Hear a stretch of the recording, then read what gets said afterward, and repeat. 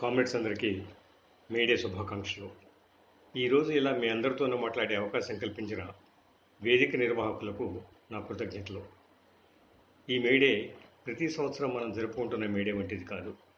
ఈ మేడే ప్రపంచవ్యాప్తంగానూ మన దేశంలోనూ కార్మిక వర్గం అత్యంత గడ్డు పరిస్థితులను ఎదుర్కొంటున్న కాలంలో, ప్రపంచవ్యాప్తంగానూ మన దేశంలోనూ ఫాసిజం ఏదో రూపంలో విరుచుకుపడే ప్రమాదం ఎదురవుతున్న కాలంలో మనం జరుపుకుంటున్న మేడే. ఈ మేడే నాడు ఎర్రజెండాలు ఎగరేయడం, విప్లవం వర్ధిల్లాలంటూ నినాదాలు ఇవ్వడంతో సరిపెట్టుకోక, నేడు బూర్జువా వర్గం చేస్తున్న తీవ్రమైన దాడులను కార్మిక వర్గం ఐక్యంగా ఎలా ప్రతిఘటించాలి అన్న విషయం గురించి మనమందరం తీవ్రంగా ఆలోచించాలి. కార్మిక వర్గ ఐక్య పోరాటాల గురించి మాట్లాడుకునేటప్పుడు అనివార్యంగా దళిత సమస్య మన ముందుకు వస్తుంది. ఎందుకంటే ఈ దేశంలో నిరుపేదల్లో అత్యధికులు దళితులే. బహుశా కార్మిక వర్గంలో కూడా ఎక్కువ మంది దళితులే ఉంటారు. దళితులు తమ విముక్తి తామే సాధించాలే అనే అస్తిత్వవాదం ఈ ఐక్యతకు అవరోధంగా నిలుస్తుంది. దళితులు తమ విముక్తి తామే సాధించాలి అనే అస్తిత్వవాదం ఈ ఐక్యతకు అవరోధంగా నిలుస్తుంది. దళిత సమస్య అనగానే దళితులకు ప్రధాన శత్రువు ఎవరు? బూర్జువా భూస్వామ్య వర్గాల లేక అగ్రకులాల? దళితులు తమ మనుగడ కోసం ఇతర కులాల్లోని కార్మికులతోనూ పీడితులతోనూ కలిసి బూర్జువా భూస్వామ్య రాజ్యంతో పోరాడాలా, లేక ఆత్మగౌరవం కోసం తమ కులనాయకుల నాయకత్వం కింద అగ్రకులాధిపత్యానికి వ్యతిరేకంగా పోరాడాలా? ఇలాంటి ప్రశ్నలు దళితుల ముందు నిలుస్తాయి. అలాగే కార్మిక వర్గం ముందు కూడా కొన్ని ప్రశ్నలు నిలుస్తాయి. ముందు దళిత సమస్యను పరిష్కరించి ఐక్యత సాధించి తర్వాత బూర్జువా వర్గంతో తలపడాలా, లేక దళిత సమస్య పరిష్కారం కాకుండా ఈ దేశంలో కార్మిక వర్గ విప్లవం సాధ్యమేనా? అసలు కార్మిక వర్గ విప్లవం కుల సమస్యను పరిష్కరించగలదా? ఇటువంటి ప్రశ్నలు కార్మిక వర్గం ముందు నిలుస్తాయి. ఈ సమస్యలన్నింటినీ అర్థం చేసుకోవాలంటే మనం ఒక 100 సంవత్సరాల వెనక్కి వెళ్ళి మన స్వతంత్ర పోరాట చరిత్ర గురించి తెలుసుకోవాలి. ఆంగ్ల పాలనకు వ్యతిరేకంగా 19వ శతాబ్ద అంతంలో ప్రారంభమైన రాజకీయ ఉద్యమాల కాలంలో ఉద్యమకారుల ముందు ఒక ప్రశ్న నిలిచింది. భారతదేశంలో ఉన్న సామాజిక సమస్యలకు, అంటే కుల వ్యవస్థ, అస్పృశ్యత, బాల్య వివాహాలు, విధవా వివాహాలు, స్త్రీ విముక్తి లాంటి సామాజిక సమస్యలకు ప్రాధాన్యత ఇవ్వాలా, లేక ఆంగ్ల పాలనకు వ్యతిరేకంగా రాజకీయ పోరాటాలకు ప్రాధాన్యత ఇవ్వాలా అన్న ప్రశ్న తలెత్తింది. సామాజిక సమస్యలకు ప్రాధాన్యత ఇవ్వాలని, భారత సమాజం ఈ సమస్యలను పరిష్కరించుకున్న తర్వాత రాజకీయ పోరాటాలు ప్రారంభించాలని మేధావుల్లో కొంతమంది భావిస్తే, రాజకీయ పోరాటాలకు ప్రాధాన్యత ఇవ్వాలని మరికొంతమంది భావించారు. ప్రజలు రాజకీయ పోరాటాల వైపు వెళ్లకుండా చేయడానికి ముందు భారతదేశ సామాజిక వ్యవస్థలోని దోషాలు తొలగించుకోమని ఆంగ్ల రాజకీయవేత్తలు, పత్రికా సంపాదకులు, నాయకులకు సలహాలు ఇస్తుండేవారు. ఆంగ్ల ప్రభుత్వం ప్రజలు రాజకీయాల్లో పాల్గొకుండా పోరాటాలను సామాజిక సమస్యలకే పరిమితం చేయడానికి ఎంత ప్రయత్నించినా రాజకీయ పోరాటాలు జరిపే తప్పని పరిస్థితి ఏర్పడింది. ప్రజలు విస్తారంగా రాజకీయాల్లో పాల్గొనసాగారు. స్వాతంత్ర ఉద్యమం ఊపందుకుంది. మొదటి ప్రపంచ యుద్ధంలో జౌళి పరిశ్రమ వృద్ధి చెందింది. అణగారిన కులాలకు చెందిన అనేక మంది జౌళి పరిశ్రమల్లోనూ, రైల్వేల్లోనూ, ఆయుధ కర్మాగారాల్లోనూ కార్మికులుగా చేరారు.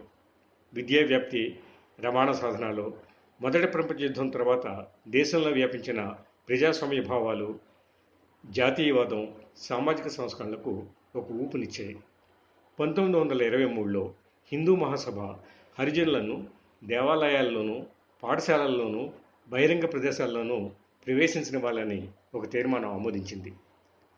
1924లో గాంధీజీ హరిజనుల స్థితిగతులను మెరుగుపరచడానికి తనదైన పద్ధతిలో ఒక పోరాటం ప్రారంభించారు.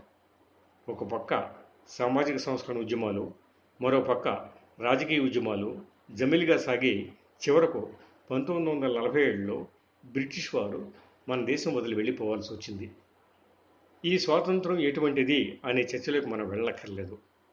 ఇక్కడ మనం గమనించాల్సింది ఏంటంటే, దేశంలో అంతర్గతంగా ఉన్న సామాజిక సమస్యలు పూర్తిగా పరిష్కరించబడకుండానే ఒక రాజకీయ విప్లవం సంభవించింది.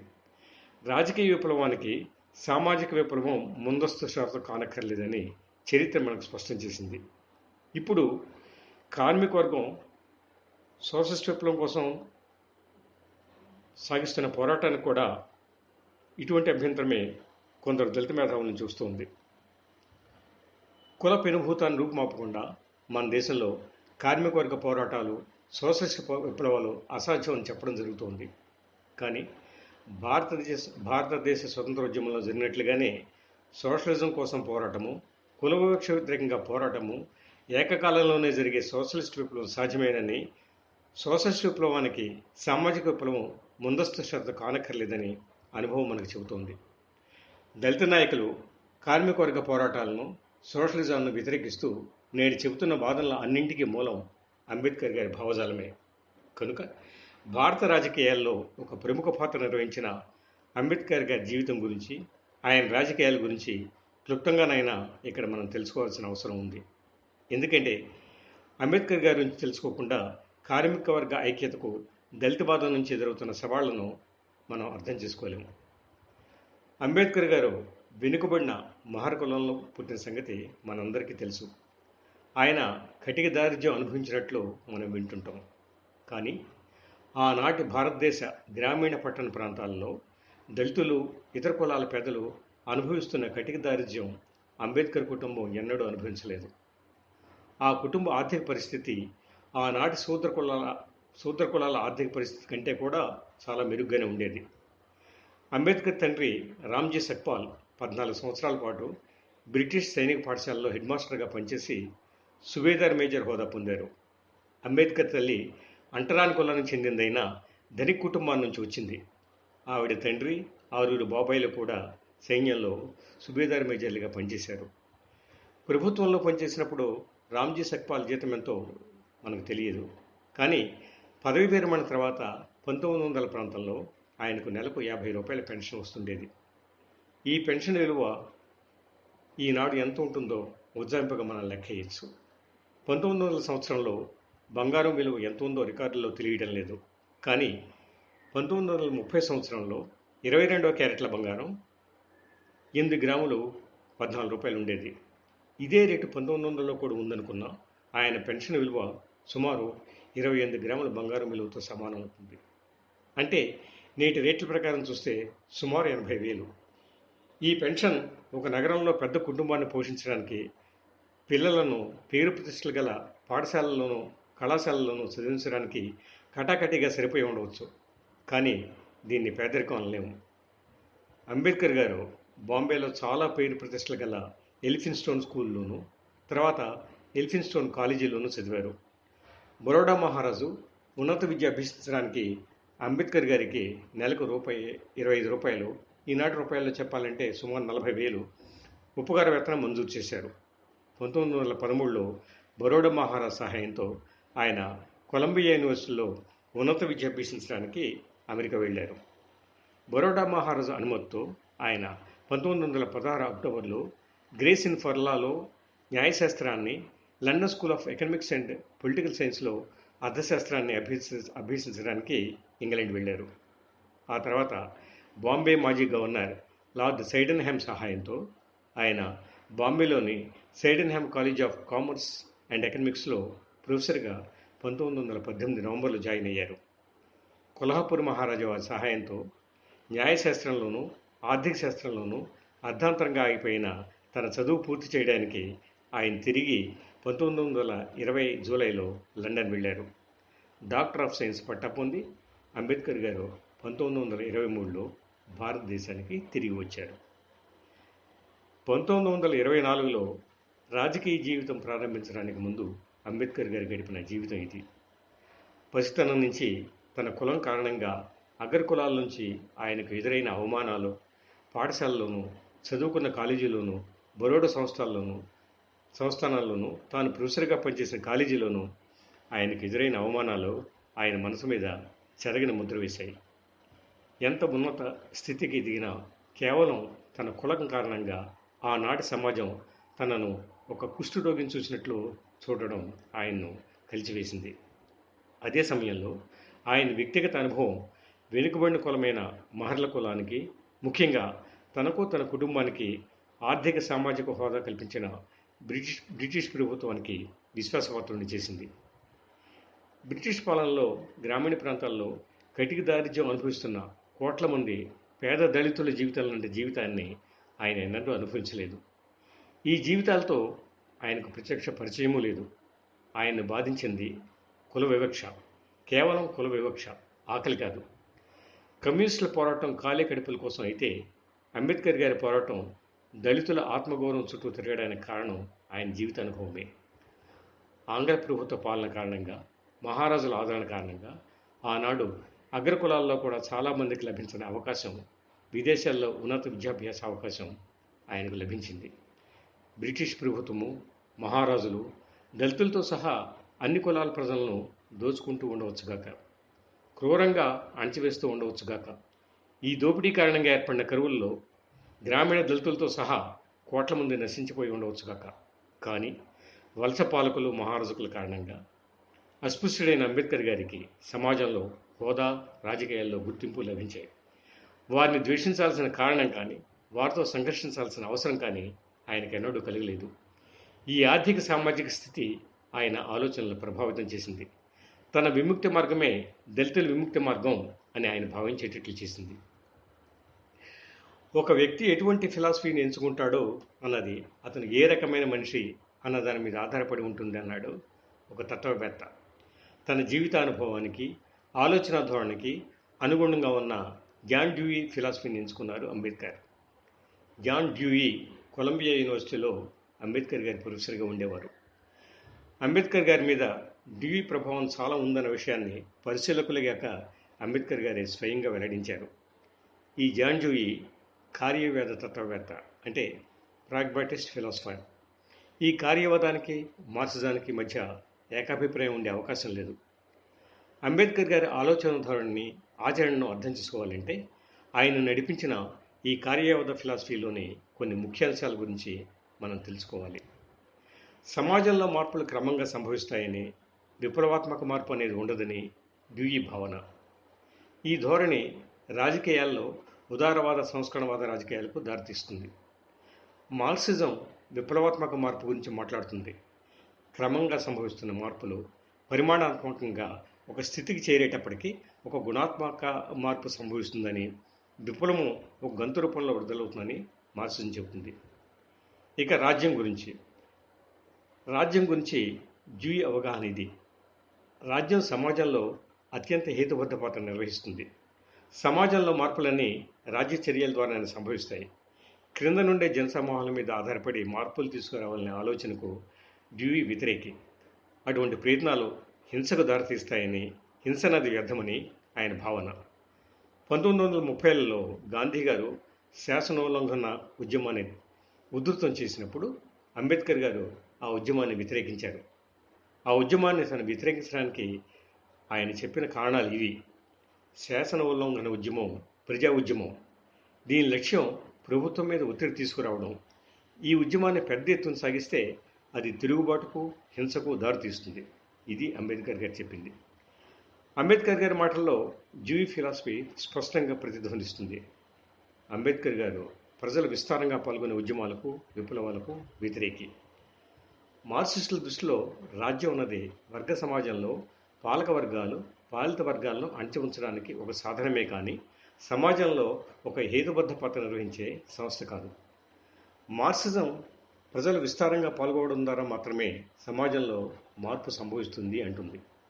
వర్గ సమాజంలో బలప్రయోగం మంత్రస్థాన పాత్ర పోషిస్తుందని, బలప్రయోగం ద్వారా మాత్రమే పాలక వర్గాలను, పాలిత వర్గాలు కోల్పోయగలవని మార్క్సిజం చెబుతుంది. సమాజంలో ఉన్న వైరుధ్యాల పరిష్కారానికి రాజ్యం చర్యలు తీసుకునేలా మేధావులు రాజ్యాన్ని ప్రభావితం చేయాలి అంటాడు డ్యూయీ. మార్క్సిజం మేధావులకు ఇటువంటి నిర్ణయాత్మక పాత్ర ఇవ్వదు. వర్గాలకు, వర్గ పోరాటాలకు నిర్ణయాత్మక పాత్ర ఇస్తుంది. మేధావులు ఏదో వర్గ భావజాలానికి కొమ్ము కాస్తారని, ఏదో ఒక వర్గ ప్రయోజనాలను కాపాడుతుంటారని మార్క్సిజం చెబుతుంది. ఇక మతం గురించి, రాజ్యం వ్యక్తి స్థాయిలో ఉండే అన్ని వైరుధ్యాలను పరిష్కరించలేదు కనుక ఈ పని చేయడానికి మతం అన్నది ఒకటి ఉండి తీరాలి అంటాడు డ్యూయీ. జీవి శిష్యుడు అంబేద్కర్ గారు కూడా సమాజానికి మతం ముఖ్యం కాదని కొందరు అనుకుంటారు. నేను దీంతో ఏకీభించను. సమాజ జీవితానికి ఆచరణకు మత పునాది తప్పనిసరి అని నేను భావిస్తాను అంటారు. వర్గ సమాజంలో మతం పాలక వర్గాల ప్రయోజనాలు కాపాడే సాధనంగా ఉంటుంది అని మార్క్సిజం చెబుతుంది. అంబేద్కర్ నాయకత్వంలో నడిచిన ఉద్యమాలేవి రాజ్యంతో తలపడలేదన్న విషయం మనకు చాలా స్పష్టంగా కనిపిస్తుంది. ఆ ఉద్యమాలు ప్రధానంగా దేవాలయాలలో ప్రవేశం గురించి, బావులు చెరువుల నుంచి దళితులు నీరు తీసుకునే హక్కు లాంటి సమస్యల గురించి మాత్రమే సాగాయి. ఇవి ముఖ్యమైన విషయాలే, కానీ ఆనాటి భారతదేశంలో అంతకంటే ముఖ్యమైనవి భూ సంస్కరణలు, ఫ్యూడల్ ప్రభువుల, సంస్థానాధీశుల చేతుల్లో ఉన్న భూమి. గ్రామీణ ప్రాంతాల్లోని దళితులను విముక్తి చేయాలంటే ఈ భూ సంస్కరణలు జరగాలి. ఇవి సాధించాలంటే రాజ్యంతో, అంటే బ్రిటిష్ సామ్రాజ్యవాదులతో, సంస్థానాధీశులతో తలపడాలి. బ్రిటిష్ ప్రభువుల, సంస్థానాధీశుల ప్రాపకంతో పైకెదిగిన అంబేద్కర్ గారు సహజంగానే రాజ్యంతో తలపడడానికి వ్యతిరేకి. దళితుల విముక్తిని సాధించడానికి ప్రధానమైన ఈ సమస్యను విడిచిపెట్టి అంబేద్కర్ గారు ద్వితీయ ప్రాధాన్యత గల సమస్యల గురించి మాత్రమే పోరాడారు.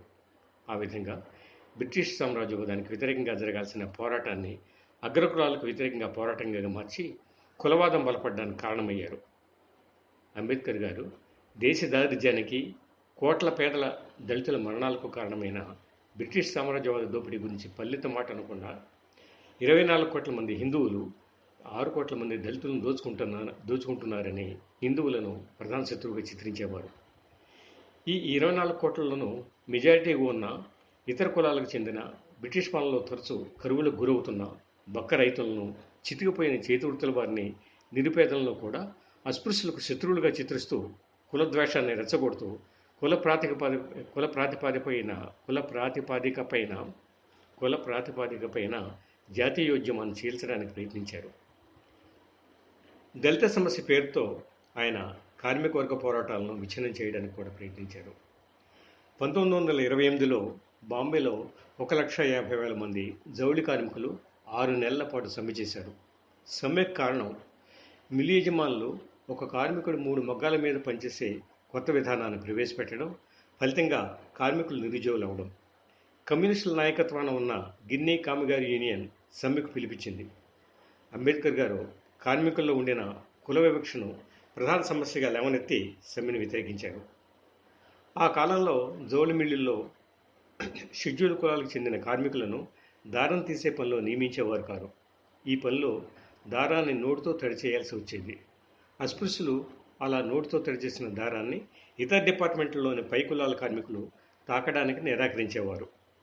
దారం పూజల్లోనూ, యజ్ఞోపవీతంగానో, మరే అనేక విధాలుగానో మత సంప్రదాయాలతో ప్రాచీన కాలం నుండి ముడిపడి ఉన్న కారణంగా మిల్లు యజమానులు కూడా ఈ పనిలో అస్పృశ్యులను నియమించేవారు కాదు. ఫలితంగా అస్పృశ్యులు తక్కువ వేతనం లభించే ఇతర పనులు చేస్తుండేవారు. సమాజంలో ఉన్న కుల వివక్ష ఆ కాలంలో ఫ్యాక్టరీల్లో కూడా చాలా బలంగా ఉండేది. ఈ కుల వివక్ష ప్రభావం నుంచి కార్మికులను తప్పించడానికి కమ్యూనిస్టులు ఎంతో కృషి చేశారు. కుల వివక్ష లేకుండా కార్మికులందరికీ మంచినీరు ఏర్పాటు చేయాలని, పని కల్పించాలని ప్రభుత్వంతోనూ, మిల్లు యజమానులతోనూ ట్రేడ్ యూనియన్లు సంఘర్షిస్తుండేవి. ఈ సమ్మెకు 2 సంవత్సరాల ముందే 1926లోనే అస్పృశ్యతకు వ్యతిరేకంగా ఏఐటియుసి ఒక తీర్మానం ఆమోదించింది. అస్పృశ్య కార్మికులను, ఇతర కులాల కార్మికులను వర్గ ప్రాతిపదిక మీద ఐక్యం చేయడానికి ప్రయత్నించింది. కుల వివక్షకు వ్యతిరేకంగా కమ్యూనిస్టులు పట్టుదలతో పోరాడారు. కానీ శతాబ్దాలుగా ఉన్న సంప్రదాయాలను తీర్మానాలు వెంటనే మార్చలేవు. ఈ కుల వివక్ష బాంబే మిల్లుల్లో అంతకుముందు 80 సంవత్సరాలుగా ఉంది. ముఖ్యంగా గ్రామీణ ప్రాంతాల నుండి వచ్చిన కార్మికుల్లో ఈ కుల భావజాలం చాలా బలంగా ఉండేది. ఆనాడు బలహీనంగా ఉన్న కమ్యూనిస్టులు కానీ, ట్రేడ్ యూనియన్లు కానీ పరిష్కరించలేని 80 సంవత్సరాల తర్వాత అంబేద్కర్ వాదులు ఈనాటికి నిర్మూలించకపోయిన కులవివక్ష సమస్యను లేవనెత్తి దళిత కార్మికులను పనిలో చేరమని పిలిపించి అంబేద్కర్ గారు సమ్మెను విచ్ఛిన్నం చేశారు. అంతేకాదు, కమ్యూనిజం సమ్మె కావాలని కమ్యూనిస్టులు సమ్మెను రాజకీయ ప్రయోజనాల కోసం వినియోగించుకుంటున్నారని ఆరోపించారు. అంబేద్కర్ అనుచరులు కొందరు మిల్లు యజమానుల దగ్గర నుండి డబ్బు తీసుకుని సమ్మె విచ్ఛిన్నం చేయడానికి గ్రామాల నుండి అస్పృశ్యులను మిల్లులో పనిచేయడానికి తీసుకువచ్చారని గిన్నీ కామగారి యూనియన్ ఆరోపించింది. సమ్మెను విచ్ఛిన్నం చేయమని Sassoon mills group manager Frederick Stones Ambedkar గారిని ప్రోత్సహించాడని అంబేద్కర్ గారి జీవిత చరిత్ర రాసిన ధనుంజయ్ కీర్ కూడా వెల్లడించారు. 1937లో జరుగుతున్న ఎన్నికల్లో పాల్గొనడానికి అంబేద్కర్ గారు ఇండియన్ లేబర్ పార్టీని స్థాపించారు. ఈ పార్టీకి అఖిల భారత స్థాయి లేదు. బాంబే రాష్ట్రానికి మాత్రమే పరిమితమైన పార్టీ ఇది. ఈ లేబర్ పార్టీలో కూడా అంబేద్కర్ గారు తన కుల రాజకీయాలు వదలలేదు. 1938లో మన్మాడ్లో రైల్వేలలో పనిచేస్తున్న అస్పృశ్య కార్మికుల సమావేశంలో ప్రసంగిస్తూ ఇతర కులాల కార్మికులతో తమను పోల్చి చూసుకోమని చెప్పి కుల వివక్ష ఉన్నప్పుడు కార్మికుల మధ్య ఐక్యత ఎలా సాధ్యమని ప్రశ్నించారు. కార్మికులు ఐక్యం కావాలంటే మొదట బ్రాహ్మణిజాన్ని నిర్మూలించాలని ఆయన పిలిపించారు. అంబేద్కర్ దృష్టిలో కార్మిక వర్గానికి ప్రధాన శత్రువు బ్రిటిష్ సామ్రాజ్యవాదం కాదు, బ్రాహ్మణిజం. ఆయన పెట్టుబడిదారులకు వ్యతిరేకంగా పోరాడమని పిలుపువ్వకుండా బ్రాహ్మణిజాన్ని నిర్మూలించాలని పిలిపించి బ్రిటిష్ సామ్రాజ్యవాదుల ప్రయోజనాలకు అనుగుణంగా కార్మిక ఉద్యమాన్ని పక్కదోవ పట్టించడానికి ప్రయత్నించారు. కార్మిక ఉద్యమాన్ని విచ్ఛిన్నం చేయడానికి తను ఏం చేస్తుంది అంబేద్కర్ గారికి తెలుసు. అందుకనే ఇంతవరకు తను దేశద్రోహి అనేవారని ఇప్పుడు కార్మిక ద్రోహి అని కూడా అంటున్నారని ఆయనే స్వయంగా అన్నారు. 1937 ఎన్నికల్లో ఓడిపోయిన ఇండియన్ లేబర్ పార్టీ మరో 6 సంవత్సరాల తర్వాత ఎర్రజెండా దించి షెడ్యూల్డ్ కులాల ఫెడరేషన్ అవతారం ఎత్తిన వాస్తవం గమనిస్తే ఈ పార్టీ నిజస్వరూపం స్పష్టమవుతుంది. అంబేద్కర్ గారు కార్మిక వర్గ వ్యతిరేక విచ్ఛిన్నకర రాజకీయాలను గమనిస్తున్న అంబేద్కర్ గారి కార్మిక వర్గ వ్యతిరేక విచ్ఛిన్నకర రాజకీయాలను గమనిస్తున్న భారత కమ్యూనిస్ట్ పార్టీ 1948 ఫిబ్రవరి మార్చి 6 తేదీలలో జరిగిన రెండో కాంగ్రెస్లో ఒక తీర్మానాన్ని ఆమోదించింది. కోర్టు కాంగ్రెస్ వైఫల్యం కారణంగా అస్పృశ్యులను ప్రజాస్వామ్య ఉద్యమానికి దూరం చేసి సామ్రాజ్యవాదం మీద ఆధారపడడం ద్వారా వారి బ్రతుకులు మెరుగవుతాయనే భ్రమలు కల్పించడానికి డాక్టర్ అంబేద్కర్ లాంటి సంస్కరణవాద వేర్పాటువాద నాయకులకు ఒక అవకాశం కలిగింది.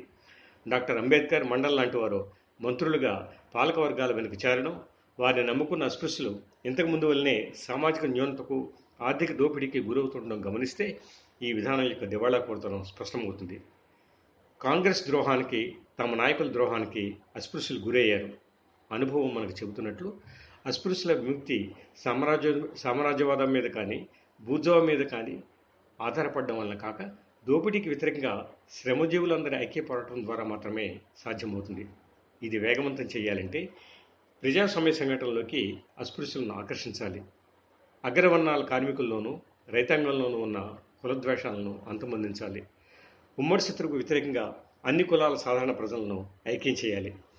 అగ్ర కులాల బూర్జువా నాయకులకు వ్యతిరేకంగాను, అవకాశవాద వేర్పాటువాద అస్పృశ్యుల నాయకులకు వ్యతిరేకంగాను పట్టుబడిన పోరాటం ద్వారా ఈ కర్తవ్యాన్ని నిర్వహించగలం. ఈ నాయకులను ఎండగట్టాలి. వారి ప్రభావం నుంచి అస్పృశ్యులను తప్పించాలి. దోపిడీకి గురవుతున్న ఇతర విభాగాలతో చేతులు కలపడంతోనే తమ ప్రయోజనం ఉందని వారికి విశ్వాసం కల్పించాలి. ప్రజాస్వామ్య విజయం మాత్రమే వారిని సామాజిక న్యూనత నుంచి, బానిసత్వం నుంచి విముక్తి చేయగలదని నచ్చజెప్పాలి. అస్పృశ్యులకు వ్యతిరేకంగా ఉండే ఏ వివక్షనైనా ప్రజలు ఐక్యం కాకుండా బూర్జువా చేసే ప్రయత్నంగా ఖండించాలి. ప్రజల హక్కుల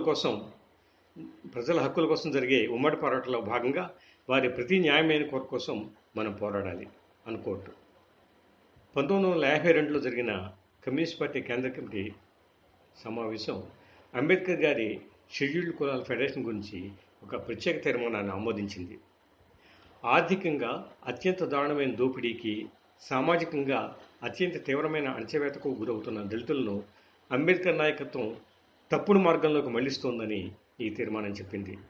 అంబేద్కర్ గారి రాజకీయాలను అండగట్టి ఆయన వెంట ఉన్న దళితులను పార్టీ వైపు తిప్పుకోవాలని, అందుకుగాను దళిత సమస్యలపై జరిగే ఆందోళనకు పార్టీ నాయకత్వం వహించాలని చెప్పింది. కమ్యూనిస్టులు ఎన్నో తీవ్రమైన తప్పులు చేశారు, కానీ అంబేద్కర్ గారి విషయంలో మాత్రం పొరపడలేదు. ఆయన కార్మిక వర్గ విచ్ఛిన్నకర రాజకీయాలను సరిగానే అర్థం చేసుకుని తగినట్లుగానే స్పందించారు. అంబేద్కర్ గారి కుల రాజకీయాలకు, మార్క్సిస్టుల వర్గ రాజకీయాలకు మధ్య పోడ్చలేని పెద్ద అగాధం ఉంది. కానీ ఇప్పుడు కొంతమంది ప్రముఖ కమ్యూనిస్టు నాయకులు మార్క్సిస్ట్ సిద్ధాంతాన్ని, అంబేద్కర్ సిద్ధాంతాన్ని జోడించి లాల్ నీల్ ఐక్యత అంటూ దళిత సమస్యను పరిష్కరించాలని ప్రచారం చేస్తున్నారు. ఇది ఒక వర్గ విద్రోహకర సూత్రీకరణ. దీన్ని ఏ కమ్యూనిస్టు అంగీకరించకూడదు. అంబేద్కర్ గారు నా కమ్యూనిజంలో నమ్మకం లేదు, నేను కమ్యూనిజానికి బద్ధశత్రుని అని స్వయంగా చెప్పారు. కోట్: కమ్యూనిజం ప్రజాస్వామ్యం కలిసి పనిచేయలేవు. కమ్యూనిస్ట్ రాజ్యం ఏర్పాటు ఏ దేశ ప్రజలకైనా వినాశకరమైంది. కమ్యూనిజం అనేది దావానాలం వంటిది. అది దారిలో ఎదురైన ప్రతి దాన్ని దహించి వేస్తుంది. మానవ నివాస ప్రాంతం కాచిచ్చు చాలా కాలం కలిసి జీవించగలమని ఆశించగలమా అన్నారు అంబేద్కర్ గారు. మరో కోట్: తమ విలువలను సాధించడం కోసం ఇతర విలువలను నాశనం చేయడం లేదని కమ్యూనిస్టులు అనగలరా? వారు వ్యక్తిగత ఆస్తిని నాశనం చేశారు. ఈ లక్ష్యాన్ని సాధించడానికి ఎంతమందిని వాళ్ళు చంపారు అని ప్రశ్నించారు అంబేద్కర్. కమ్యూనిస్ట్ సిద్ధాంతాన్ని పందుల సిద్ధాంతంగా వర్ణిస్తూ, ఈ సిద్ధాంత లక్ష్యం మనుషులు పందుల కంటే మెరుగు కానట్లు పందులను బలిపించడంలా కనపడుతుంది. మనిషి భౌతికంగానే కాక ఆధ్యాత్మికంగా కూడా ఎదగాలి. సమానత్వాన్ని సాధించడంలో సమాజం సోదరత్వాన్ని, స్వేచ్ఛను బలి చేయకూడదు.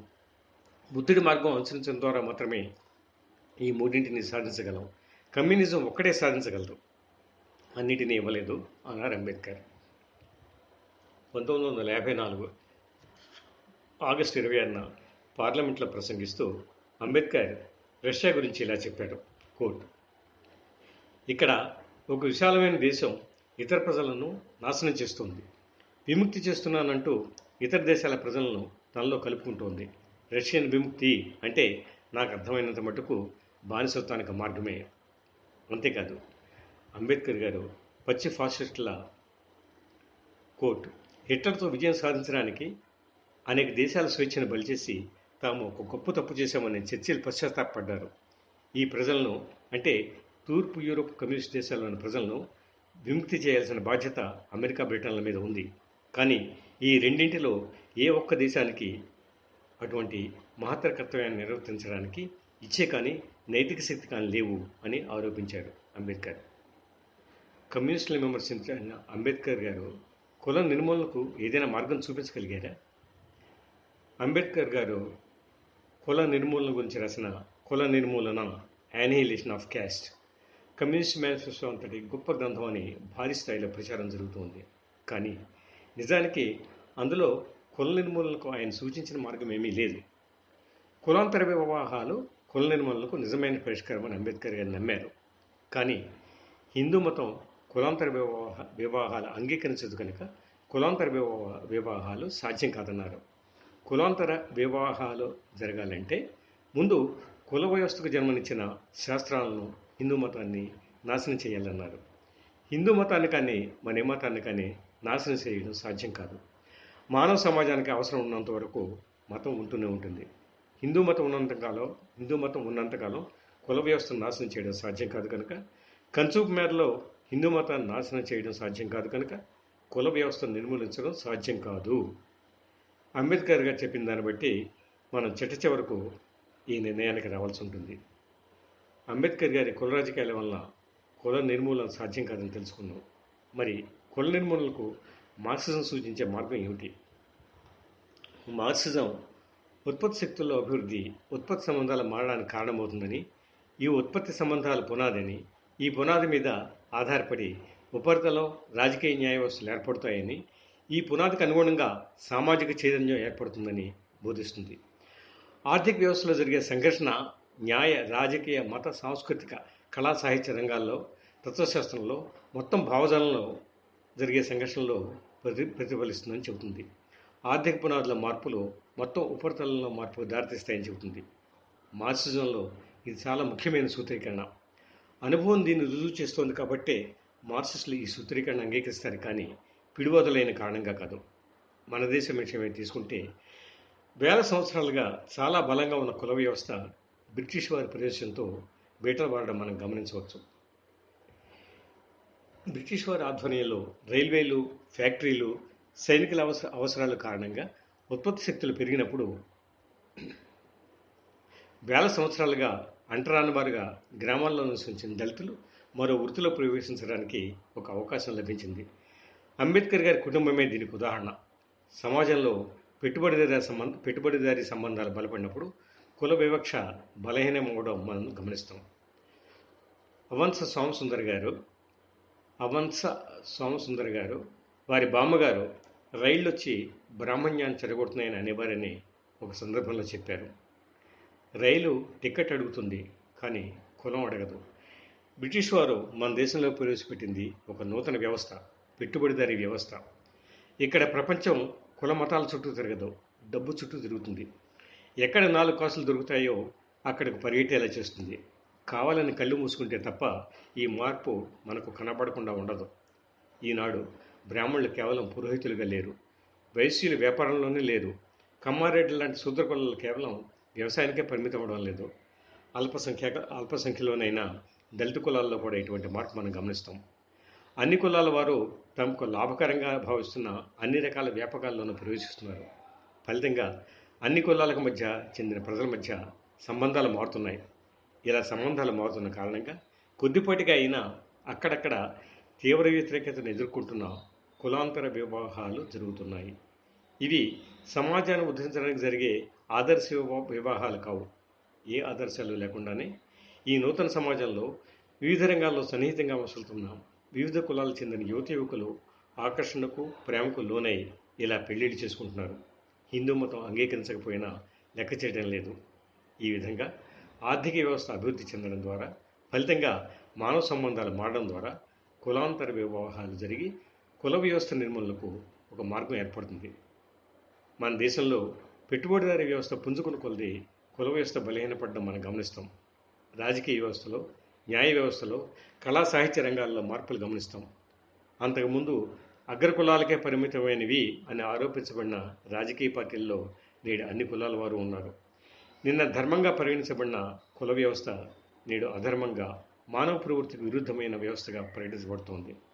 నిన్న చట్ట ఆమోదాన్ని పొందిన కుల వివక్షను నేడు చట్టం శిక్షిస్తుంది. పాత సంప్రదాయాలను, ఆచారాలను, కుల వివక్షను నిరసిస్తూ సాహిత్యం వెలుగులో వస్తుంది. వేల సంవత్సరాలుగా లేని మార్పు ఈ 100 సంవత్సరాల్లోనూ రావడానికి కారణం హఠాత్తుగా మనిషి మారిపోవడమా, లేక ఆర్థిక వ్యవస్థలోనూ తద్వారా మానవ సంబంధాలను సంభవించిన మార్పులా? ఇది మనం ఆలోచించాలి. ఆర్థిక వ్యవస్థలో సంభవిస్తున్న మార్పులు మనుషుల భావజాలలో మార్పులు తీసుకొస్తాయి. తను గ్రహించినా గ్రహించకపోయినా మనిషి ఆలోచనలో, భావజాలంలో మార్పు తీసుకొచ్చేది సామాజిక ఆర్థిక వ్యవస్థలో వచ్చే మార్పులే.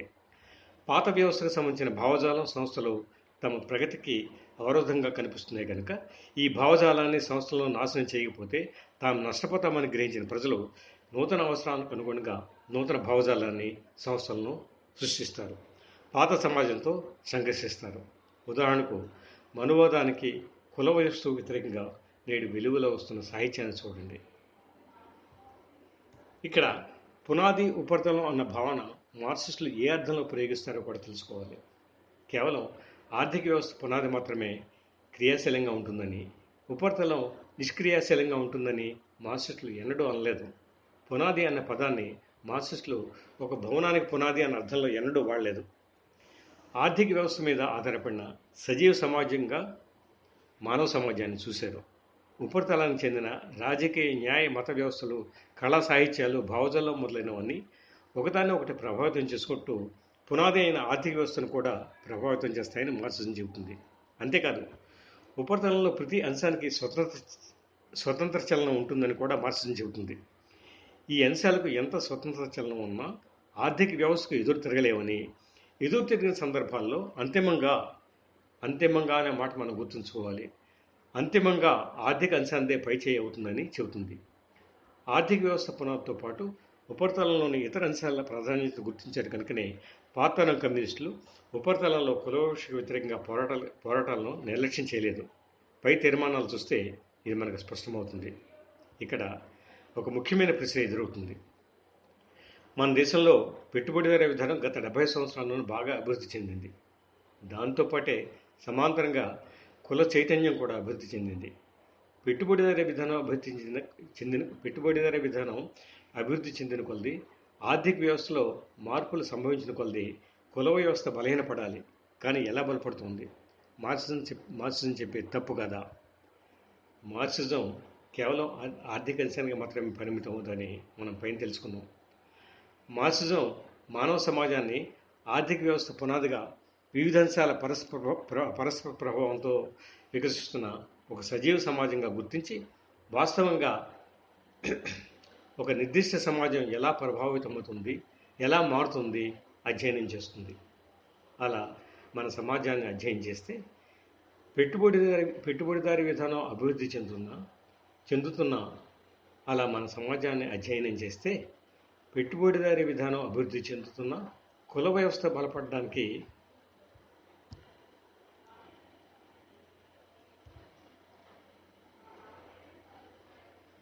కారణం మరో అంశం, రాజకీయ అంశం మనకు స్పష్టంగా కనిపిస్తుంది.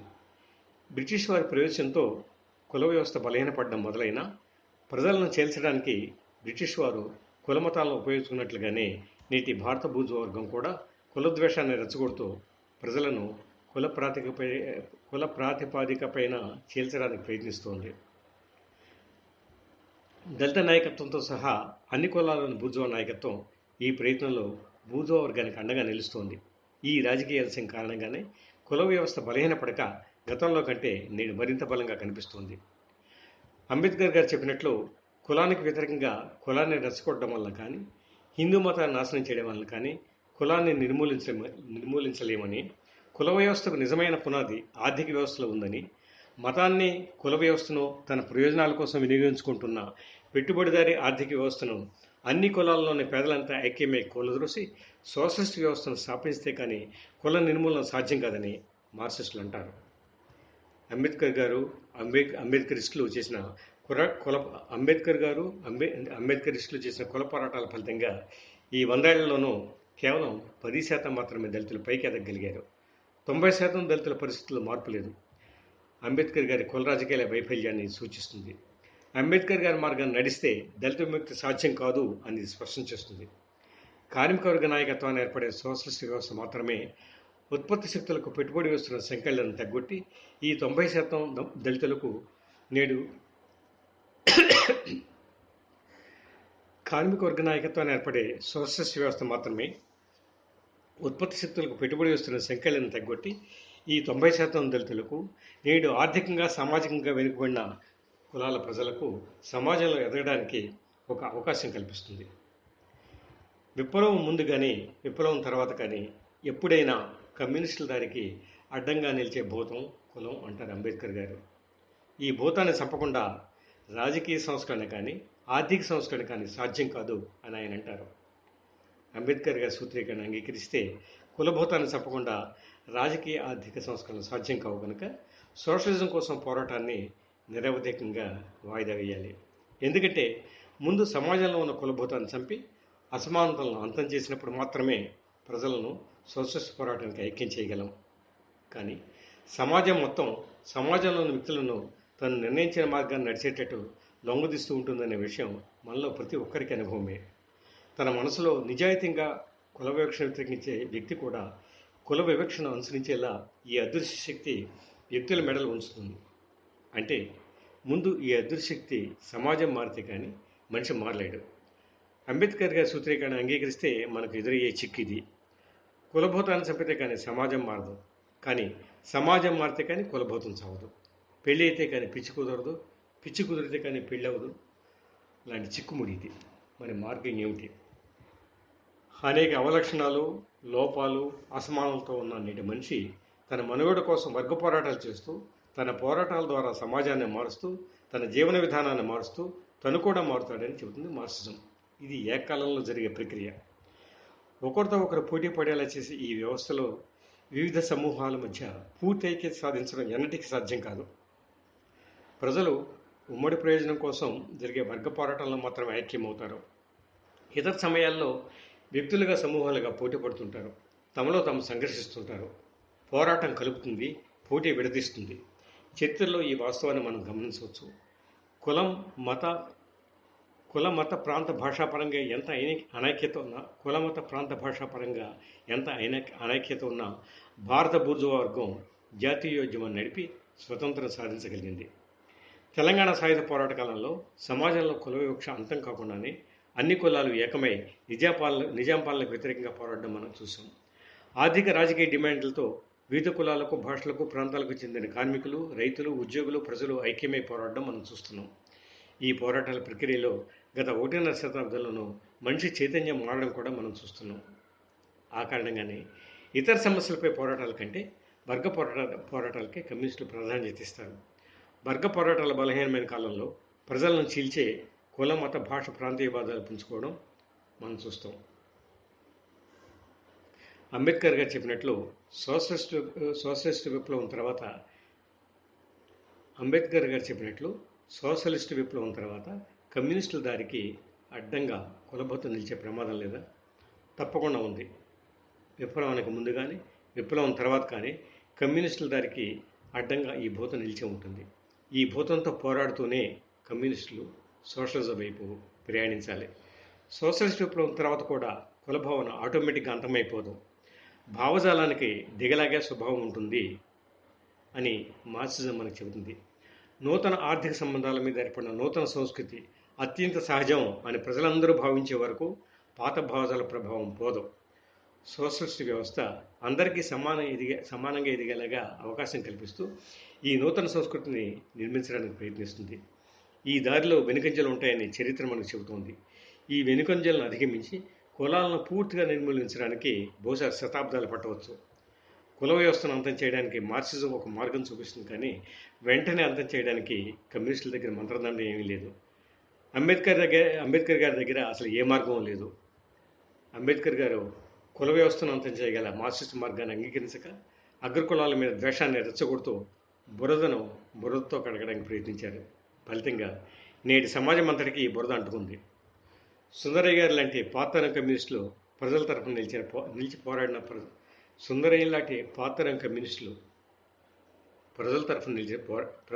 నిలిచి పోరాడి ప్రజల విశ్వాసం పొందిన యోధులు కాబట్టి నిర్భయంగా అంబేద్కర్ కుల రాజకీయాలను ఎండగట్టగలిగారు.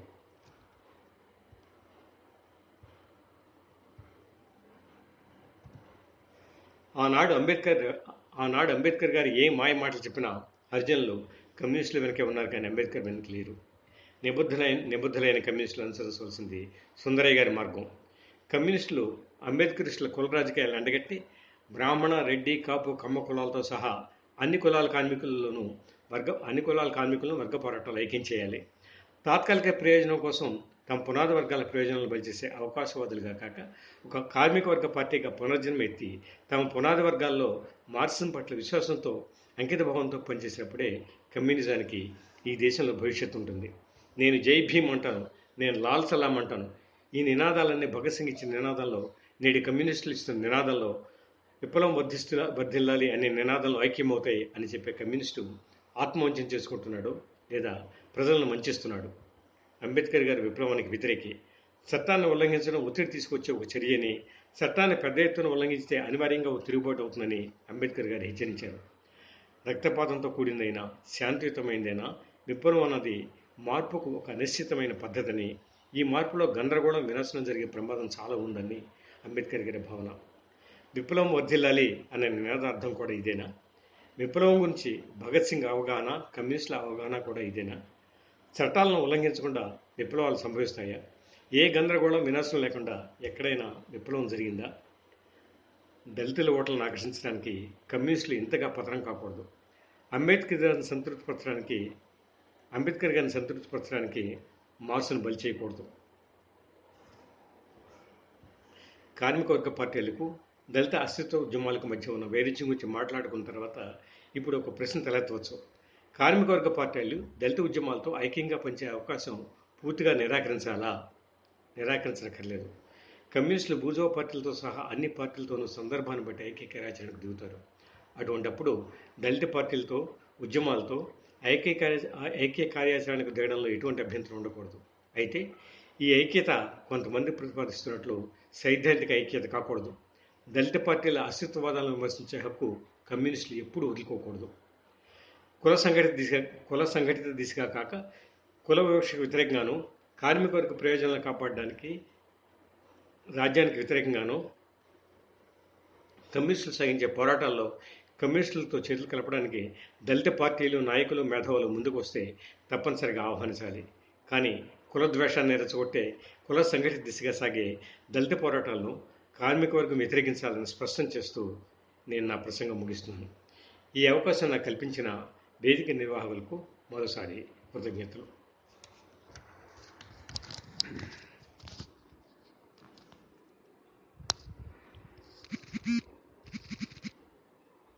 రంగారావు గారు అడిగారు, దళిత సంఘాలు కనీసం ప్రెషర్ గ్రూప్స్ గా కూడా ఉండకుండా అంతిమంగా పాలకులలో భాగస్వామ్యం కోరుతున్నారు కదా, ఈ వైఖరి దళిత సమస్య పరిష్కారానికి తోడ్పడుతుందా? తోడ్పడదు. పాలక వర్గాల వైఖరితో ఉంటే తోడ్పడదండి, మనకి దాన్ని వ్యతిరేకించాల్సిందే మనం. లక్ష్మణ్ రావు గారు అడిగారు ప్రశ్న, సహకార పద్ధతిలో కాకుండా వ్యక్తిగతంగా భూమిని పంపిణీ చేస్తే నష్టపోయేది దళితులే అని అంబేద్కర్ గారు చెప్పారు. కానీ దున్నేవాడికే భూమి అన్న నినాదంతో ఉద్యమించిన వారు రైతాంగ కులానికి అత్యధిక భూమి దాఖలు పడింది. ఆ తర్వాత ఆ నినాదం నామమాత్రం అయ్యింది. అందువలనే వారి సమస్యని వారే పరిష్కరించుకోవాలన్న భావనకి వచ్చారన్న వాదన ఉంది. దీనిపై వివరించగలరు? ఇప్పుడు కేవలం భూ సమస్యనే ఇప్పుడు ఈనాడు ఏంటంటే పంచడానికి కూడా పెద్ద భూమి ఏం లేదండి ఇక్కడ. ఆర్థిక వ్యవస్థ బాగుపడితే కానీ దళితులు బాగుపడలేరు. కేవలం భూమి పంచడానికి భూమి ఎక్కడ ఉంది, భూమి అంతగా కనిపించట్లేదు దళితులందరికీ పంచాలంటే. ఈ భూ సమస్య కాకుండా పెట్టుబడిదారీ వ్యవస్థ పూర్తిగా మాకి ఉత్పత్తి శక్తులకు సంఖ్యలను విడదీసే పద్ధతి ఉండాలి, తగ్గొట్టే పద్ధతి ఉండాలి. ఆ విధంగా అందరికీ దళితులతో సహా అందరికీ కూడా ఉపాధి అవకాశం కలుస్తుంది. కేవలం భూమి మీద దొరికాయని చెప్పి భూసాయ ఉద్దేశం ఏంటంటే తెలంగాణ పోరాటంలో దళితులకు భూమి కాకుండా మిగతా కులాలకు వచ్చిందనే ఉద్దేశం భూసాయానికి భూ సంస్కరణలో జరగవచ్చు. కానీ కేవలం భూమి మీద మనం ఇప్పుడు కేంద్రీకరించలేము. పెట్టుబడిదారి ఆర్థిక వ్యవస్థ వ్యతిరేకంగా పోరాడి ఉత్పత్తి సంఖ్యలను ఆ విధంగా దళితులతో సహా అన్ని కులాలకు ఉపాధి అవకాశం లభిస్తుంది. నెక్స్ట్ ప్రశ్న మోహన్ గారు అడిగారు, మనం పనిచేస్తున్న వర్గాలు మన పోరాటంలో భాగస్వామ్యం అవ్వటం లేదు. ఈవెన్ మైనారిటీస్ కూడా మనతో కలిసి పోరాటం చేయటం లేదు. కారణాలు వివరించగలరు? ఈవెన్ తర్వాత ఏమంటున్నారు? అదే మనం పనిచేస్తున్న వర్గాలు మన పోరాటాల్లో భాగస్వామ్యం కావటం లేదు. ఈవెన్ మైనారిటీస్ కూడా మనతో పోరాటం చేయటం లేదు. కారణాలు వివరించాలి. కారణాలు అనేక ఉన్నాయండి. దాంట్లో ఏంటంటే కమ్యూనిస్టుల ప్రతిష్ట వాతావరణంలో ఉంది. ఇప్పుడు మాటలు ఎవరో నమ్మే పరిస్థితి లేదు. అది ముఖ్య కారణంగా కనిపిస్తుంది నాకు. మనం కార్మిక వర్గంతో ఖచ్చితంగా పనిచేస్తూ కార్మిక వర్గం నాయకత్వాన్ని మిగతా వాళ్ళందరినీ ఐక్యం చేయగలిగితే మన మాట వింటారు. అనేక రకాల వ్యక్తులు పార్టీల్లో చేరారు, పార్టీ ప్రతిష్ట పతనం అయిపోయింది. మన మాట ఎవరు వింది ఈ పరిస్థితి. కోతూరు రంగారావు గారి ప్రశ్న, కులం వర్గం కలగాపలగం చేస్తున్నారా? వర్గ పోరాటంలో కులం పోరాటం ఉండదా? కులం వర్గం కలగాపలగం చేస్తున్నారండి. ఒక్కొక్క కులంలో కూడా 2 వర్గాలకు చెందిన వాళ్ళు ఉండొచ్చు, అనేక వర్గాలకు చెందిన వాళ్ళు ఉండొచ్చు. రాధాకృష్ణ గారు అడుగుతున్న ప్రశ్న, వాస్తవాన్ని చరిత్రను ఇంత తెలుపు నలుపుగా విశ్లేషించగలిగిన సందర్భం గాని అదృష్టం గాని కొద్ది మందికే. సమస్యల్లా వివిధ రంగాలతోనూ వివిధ సందర్భాలతోనే. అంటే ప్రశ్న కాదండి, కామెంట్ లా ఉంది. మీరు ఆయన కామెంట్ నాకేం అభ్యంతరం లేదు, ఆయన కామెంట్ చేయకుండా సమాధానం ఏం లేదు. ఓకే, రెండో ప్రశ్న. ఇంకా నెక్స్ట్ ప్రశ్న శ్రీధర్ గారు అడిగారు, పీడిత వర్గాలు మార్క్సిస్టు దృక్పథంతో విప్లవ మార్గం వైపు ఆలోచించకుండా పక్కదారి పట్టించడంలో అంబేద్కర్ ఆలోచన, రచనలు, ధోరణి పాలక వర్గాలకు బాగా ఉపయోగపడింది. దీనిపై మీ కామెంట్? ఉపయోగపడింది. మొదటి ఈ ప్రసంగంలో కూడా నేను చెప్పింది కూడా అదే, ఉపయోగపడుతుంది. కృష్ణవేణి గారి ప్రశ్న, తెలంగాణలో వామపక్షాల ఆధ్వర్యంలో చేపట్టిన బహుజన దళిత ఫ్రంట్ గురించి మీ అభిప్రాయం వివరించండి. విప్లవం విజయవంతం అయ్యేదాకా కమ్యూనిస్టులు కుల వివక్షపై ఎలా పోరాడాలి, ఏం చేయాలి? బహుజన లెఫ్ట్ గురించి నాకేం సదభిప్రాయం లేదండి. వాళ్ళు కూడా ఇప్పుడు దాన్ని క్లోజ్ చేసినట్టున్నారు, నాకు అంతగా తెలియదు. కానీ బహుజన లెఫ్ట్ ఫ్రంట్ గురించి నాకేమి సదభిప్రాయం లేదు. రెండో ప్రశ్న ఏంటన్నారు? కమ్యూనిస్ట్ కులవివక్ష ఎక్కడ కులవివక్ష ఉన్నా పోరాడాలండి దానికి. కానీ ఏంటంటే దీన్ని ఫలితం మాత్రం వెంటనే ఉండదు. అంతిమంగా సోషల్ వ్యవస్థ వస్తే కానీ కుల వివక్ష పూర్తిగా పోదు. కానీ కుల వివక్ష తీవ్రమైనప్పుడు తరఫున నిలిచి కుల సంఘటన దిశగా కాక అన్ని కులాల్లోని ప్రోగ్రెసివ్స్ ని కలుపుని ఇదివరకు కమ్యూనిస్టులు చేస్తూ ఉండేవారు పోరాటాలు. అలాగే ఇప్పుడు కూడా చేయాలి. ఇరు కులాల వారు కూడా ఇరు కులాల పట్ల కుల వ్యతిరేకంగా ఎంతో పోరాడేది ఇదివరకు. వాళ్ళు దాని నుంచి విలేసినా భయపడకుండా పోరాడారు. ఇటువంటి పరిస్థితి ఇప్పుడు కూడా మన అగ్ర కులాల్లో ప్రోగ్రెసివ్స్ ని కలుపుని చేయాలి తప్ప అగ్ర కులాలకు వ్యతిరేకంగా మన కులాన్ని సంఘటితపరచడానికి ప్రయత్నించామంటే అగ్ర కులాల్లోని పేదలు కూడా అక్కడ బూతుల నాయకత్వం కింద పోతున్నారు. మన మాట వినేవాళ్ళు లేకుండా పోతున్నారు. ఇటు కానీ మన మాట వినేవాళ్ళు లేకుండా పోతున్నారు. అటు కానీ ఇటు కానీ రెండు కులాలలో కూడా బూజవర్గ నాయకత్వం బలపడుతుంది. గారు అడిగారు, లాల్ ఎజెండాను మోస్తున్న భారత కమ్యూనిస్టుల గురించి చెప్పగలరు? ఇది ఆల్రెడీ చెప్పారు. ఆల్రెడీ దీంట్లో చెప్పానండి. నీళ్ళ ఐక్యత అనేది ఒక అర్థం పడ్డం లేని నినాదాలు. మీరు పూర్తిగా అంబేద్కర్ వైపునైనా ఉండాలి, పూర్తిగా మార్క్సిజం వైపునైనా ఉండాలి. ఈ రెండింటికి మధ్య శ్రేయస్సు సాధ్యం కాదని జియో ఫిలాసఫీలో నేను చెప్పాను. జియో ఫిలాసఫీ గురించి చెప్పినప్పుడు ఈ రెండింటి మధ్య అసలు అంగీకారం లేదు. పైగా అంబేద్కర్ గారి కమ్యూనిస్టు వ్యతిరేక. ఆయన భావజాలను వదులుకోకుండా అంబేద్కరిస్టులు ఉంటారా? ఉండరు. కానీ అప్పుడు ఐక్యత ఎలా సాధ్యం? నా ఉద్దేశంలో సాధ్యం కాదండి. నెక్స్ట్ 2 కామెంట్స్ ఉన్నాయి. అంబేద్కర్ సెట్ సవర్ణాస్ అన్నది సుధా గారు ఒక కామెంట్ చేశారు. శ్రీనివాస్ గారు, రావు గారు చక్కటి విశ్లేషణ, మరింత సమాచారం జోడించి ఒక పుస్తకం తీసుకురాగలరు అని అడిగారు. ఇక రామానాయుడు గారు ప్రశ్న వేశారు. ఆయన ప్రశ్న, అంబేద్కర్ ఐడియాలజీ ఆచరణ ఫెయిల్ అయ్యింది అన్నారు, లెఫ్ట్ ఉద్యమాలు సక్సెస్ అయ్యాయా? కాలేదు. ఉద్యమాలు సక్సెస్ కావు కూడా. సోషలిస్ట్ వ్యవస్థ ఏర్పడే దిశగా వీళ్ళు ఉద్యమాలు సాగితే కానీ, పోరాటం సాగితే కానీ, అందులో విజయం సాధిస్తే కానీ కుల నిర్మూలన సాధ్యం కాదండి. సక్సెస్ అంటే మీ ఉద్దేశం కుల నిర్మూలన అంటే అది ఇప్పుడప్పుడే సాధ్యం కాదు, శతాబ్దాలు పడుతుంది. దానికి అనివార్యంగా సోషలిస్ట్ వ్యవస్థ ఉండాలి. ఇప్పుడప్పుడే అయ్యే అవకాశం లేదు. శంకర్రావు గారు ఒక ప్రశ్న అడిగారు. కరోనా కంటే భయంకరమైనది మనుధర్మ భావజాలం. నేడు దేశంలో అగ్రకులాలతో పాటు అణగారిన వర్గాలలో, దళితుల్లో కుల మత రకాల అంతరాలు, భావజాలం పెరుగుతున్నాయి. దీని విముక్తి మార్గం శ్రామిక వర్గ చైతన్యం, మార్క్సిజం అని బ్రాకెట్స్ లో ఉంది. 7 పదుల స్వతంత్రంలో అంబేద్కరిజం దీనికి సహకరిస్తాదనే నమ్మకం ఉందా? దీనికి సహకరించిన మార్క్సిజం అంటే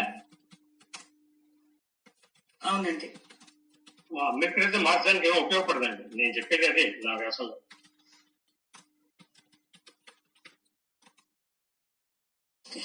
నెక్స్ట్ ప్రశ్న రాజేంద్ర గారు అడిగారు. కులాంతర వివాహాలు జరిగినంత మాత్రాన కుల నిర్మూలన జరుగుతుందా? కులాంతర వివాహాలు జరిగినప్పుడు ఏంటంటే ప్రభుత్వం కూడా దీంట్లో యాక్టివ్ గా ఉండాలి. వాటిల్లో కులం అక్కర్లేదని చెప్పి కులం పదం తండ్రి కులం తల్లి కులం వేరవుతుంది. ఇప్పుడు పిల్లల కులం రాయక్కర్లేదని ప్రభుత్వం చెప్పింది అనుకోండి, 100-200 సంవత్సరాల తర్వాత ఎవరు ఏ కులం నుంచి వచ్చారో తెలియదు కదా మనకి. ఆ విధంగా కుల నిర్మూలనకు అవకాశం ఏర్పడుతుంది. విస్తారంగా జరగాలి. ఏదో 10 మంది ఆదర్శ వివాహాలు చేసుకుని పేపర్లో ఫోటోలు వేసుకోవడం, దాంట్లో వేసుకోవడం వల్ల ప్రయోజనం లేదు. సమాజం మొత్తం కులాంతర వివాహాలు చేసినప్పుడు ఆ పుట్టే పిల్లలు ఏ కులానికి చెందుతారు వీళ్ళు అనేది తెలియనప్పుడు, ఇంటి కులం వేరు, బామ్మ కులం వేరు, అమ్మమ్మ కులం వేరు, ఇలా అయినప్పుడు ఏ కులం అని చెప్పగలండి? అంతమో తప్పదు ఆ పరిస్థితి. నెక్స్ట్ ప్రశ్న ఆర్కేవి గారు అడిగారు. చాలా బాగా వివరించారు. మీ స్పీచ్ వింటూ ఉంటే రంగనాయకం గారు రాసిన దళిత సమస్య పరిష్కారానికి బుద్ధుడు చాలడు, అంబేద్కర్ చాలడు, మార్క్స్ కావాలని గుర్తొస్తుంది. అభినందనలు కామెంట్ గారు చెప్పారు. సార్ మొత్తం మీద అన్ని ప్రశ్నలు ఇంచుమించుగా అయిపోయినాయి సార్. అందరూ ఇంకెవరన్నా ఏమన్నా అడిగేది ఉంటే, ఆల్రెడీ 9:30 కూడా అయింది కాబట్టి ఈ ప్రశ్నలు ఇక్కడితో అయిపోయినాయి. Thank you so much sir. చివరిగా నేను ఒక మాట చెప్తాను. Sure sir. ఇప్పుడు నా అభిప్రాయాలు నా ప్రసంగంలో వెల్లడించాను. నా అభిప్రాయాలు ఎలా ఉంటాయంటే బతుకుపోయి ఉంటాయి. మళ్ళీ ఏ రకమైన అభిప్రాయాలు అయినా ఒకసారి ఒక సమాధానం వల్ల మారడం కానీ, ఒక సమాధానం వల్ల సాటిస్ఫై అవ్వడం కానీ ఉండదు. ఆ సమాధానం చెప్పి మీ అభిప్రాయాలు మాత్రమే కానీ మిమ్మల్ని కన్విన్స్ చేయడం కానీ నేను చేయలేదు. అభిప్రాయాలు నేను చెప్పాను అనమాట. అభిప్రాయాలు మీకు ఉంటాయి, మార్చుకోవచ్చు. మీ అభిప్రాయాలు మార్చుకోవచ్చు లేదా మీ అభిప్రాయాలు బలపడవచ్చు. ఈ ప్రసంగానికి సమాధానం వల్ల మీ అభిప్రాయాలు మారుతాయని కానీ మార్చగలను కానీ నేను అనుకోవచ్చు. మరి అభిప్రాయాలు వాడి నా అభిప్రాయాలు అవి మీ అభిప్రాయాలు అలా మెల్లిగా మాత్రమే మారుతాయి అభిప్రాయాలు. అయిపోయింది. సార్ వెళ్ళిపోయే ముందు ఇంకొక 2 ప్రశ్నలు వచ్చాయి, అవి కూడా మీరు కొద్దిగా టేకప్ చేస్తే. What is the coordination between British and Dalits అని ఒక ప్రశ్న. రెండవది మన తక్షణ కర్తవ్యం సార్. అది అంబేద్కర్ గారిని బ్రిటిష్ ప్రభుత్వం ప్రోత్సహించి ఆయన్ని మెల్లిమెల్లిగా ఉపయోగించుకుంది. జాతీయ ఉద్యమంలో చీలికి తీసుకోవడానికి ప్రయత్నించింది. అది వాళ్ళ ఇద్దరి మధ్య కోఆర్డినేషన్. ఇంకోటి రెండోది ఏంటన్నారు, రక్షణ కర్తవ్యం. రక్షణ కర్తవ్యం ఏ విషయంలో దళిత సమస్య పరిష్కరించడానికి. రక్షణ కర్తవ్యాలు దళిత సమస్య పరిష్కరించడం చేసి రక్షణ కర్తవ్యాలు ఏమీ లేవు. మనకు వర్గ పోరాటం తీవ్ర చేయడం తప్ప, స్వరాష్ట్ర వ్యవస్థ పోరాటం తప్ప వేరే కర్తవ్యాలు ఏమి. దళిత సమస్య అంత తేలిగ్గా పరిష్కారం అయ్యే సమస్య కదండి. ఈ తీర్మానాలతో కానీ లేకపోతే చర్చలతో కానీ సమస్య. అది ఆర్థిక వ్యవస్థ ముడిపడి ఉంది. మన ఆర్థిక వ్యవస్థను నాశనం చేసే పోరాటం ప్రధానంగా ఉండాలి. దాని తర్వాతే దళిత సమస్య పరిష్కారం. ఈ లోపల కుల వివక్ష గురించి లేదా దాడుల గురించి వీటి వ్యతిరేకంగా కమ్యూనిస్టులు దళితులు కలిసి పోరాడవచ్చు. కూడా. Thank you so much sir. Good night. Thank you friends. Good night. Thank you so much.